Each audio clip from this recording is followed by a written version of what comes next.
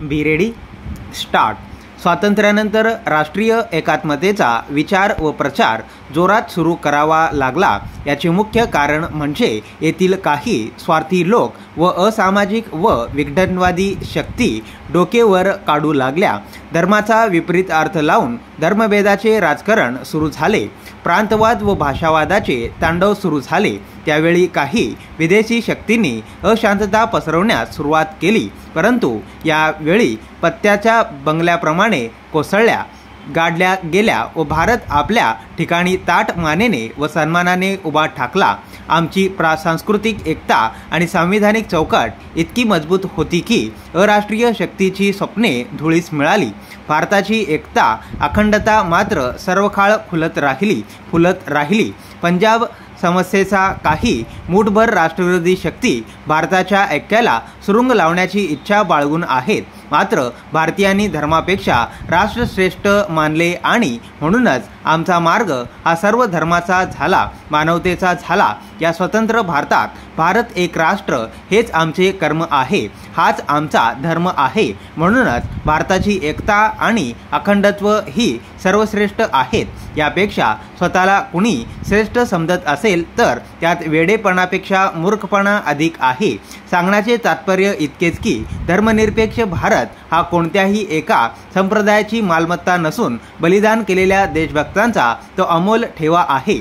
या देशाला प्रगतीच्या अत्युच्च शिखरावर आपल्याला नेऊन ठेवायचे आहे।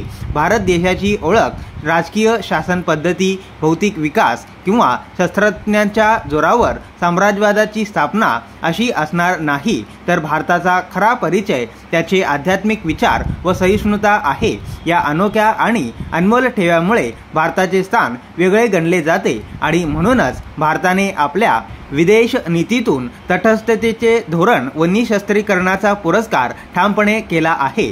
पंचशील सिद्धांत म्हणजेच एकीची 5 बोटे जी कर्मरूपी हाताला जोडली आहेत नव्हे, त्यातूनच जन्म पावली आहेत आणि म्हणूनच भारताची अखंडता आणि ऐक्य हे केवळ भारतासाठीच नव्हे तर विश्व कल्याणासाठी सुद्धा अत्यंत आवश्यक आहे। आज राष्ट्र हा शब्द आपण ज्या अर्थाने वापरतो ती संज्ञाच मुळी 17व्या शतकात जन्म पावली। शतकानुशतके भारत या ना त्या रूपात एक राष्ट्र म्हणूनच खंबीरपणे उभा आहे आणि भारताची एकात्मता संस्कृतीच्या व नावाखाली इतकी भरभक्कम व स्पष्ट होती की भारतात नव्याने राष्ट्रीय एकात्मतेचे धडे गिरवण्याची आवश्यकता नाही। परिच्छेद शिक्षण हे राष्ट्रीय एकात्मता घडवून आणण्याच्या दृष्टीने एक समर्थ साधन होऊ शकते। त्या दृष्टीने अभ्यासक्रम, पाठ्यपुस्तकात आणि शालेय कार्यक्रमात बदल करावे लागतील। आता देशातील विविध राज्यांमध्ये शैक्षणिक संस्थांना लागू असलेला अभ्यासक्रम हा राष्ट्रीय पातळीवरील अभ्यासक्रमाच्या आराखड्यावर आधारलेला राहील। असा आराखडा राष्ट्रीय शैक्षणिक संशोधन व प्रशिक्षण परिषद नवी दिल्ली या संस्थेने तयार केला आहे। या आराखड्यात सर्वांना साधारण असा एक अनिवार्य भाग असेल, पण स्थानिक परिस्थितीनुसार बदल करता यावा या दृष्टीने लवचिकता सुद्धा ठेवण्यात येईल। राष्ट्रीय आराखड्यातील खालील गाभा क्षेत्र अंतर्भूत केला आहे। भारताच्या स्वातंत्र्य लढ्याचा इतिहास, संविधानात्मक जबाबदाऱ्या, राष्ट्रीयत्व जपून ठेवण्यासाठी आवश्यक असा भाग, भारताचा समान सांस्कृतिक वारसा, सामाजिक लोकशाही, सर्व धर्मसमभाव, स्त्री पुरुष समानता, पर्यावरण रक्षण, सामाजिक कुंपणे तोडणे, छोट्या परिवाराचे पालन, वैज्ञानिक वृत्तीची जोपासना, एकमेकांच्या धर्मापासून संस्कृतीविषयी असलेल्या अज्ञानातूनच जातीयवाद आणि परस्परांबाबत असामंजस्य याचा प्रचार होतो। जर देशाच्या संस्कृतीचे विविधतेचे विद्यार्थ्यांना दर्शन घडले तर त्यात नक्की सुधारणा होईल। यासाठी अभ्यासक्रमाची, पाठ्यपुस्तकांची आणि शैक्षणिक संस्थांमध्ये आयोजित केल्या जाणाऱ्या उपक्रमांची नव्याने आखणी करावी लागेल। राष्ट्रीय शैक्षणिक धोरण 1986 मध्ये झालेल्या विविध तत्वांची राष्ट्रीय पद्धतीने अंमलबजावणी करावी, यासाठी केंद्र शासनाने एक कार्य योजना तयार केली आहे। या कार्य योजनेत पूर्व प्राथमिक, माध्यमिक आणि महाविद्यालयीन शिक्षकांसाठी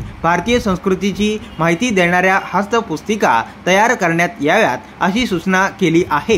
गूढवाद, धर्मवेड, हिंसा, लोकभ्रम आणि देववाद इत्यादी कमी करण्यास मदत होईल अशा दृष्टीने अभ्यासक्रमाची व पाठ्यपुस्तकांची रचना केली जाईल। देशाच्या वेगवेगळ्या भागात राहणाऱ्या लोकांच्या वेगवेगळ्या सांस्कृतिक शैली आणि सामाजिक रीतिरिवाज समजून घेण्याची प्रवृत्ती विद्यार्थ्यांमध्ये जोपासली जावी।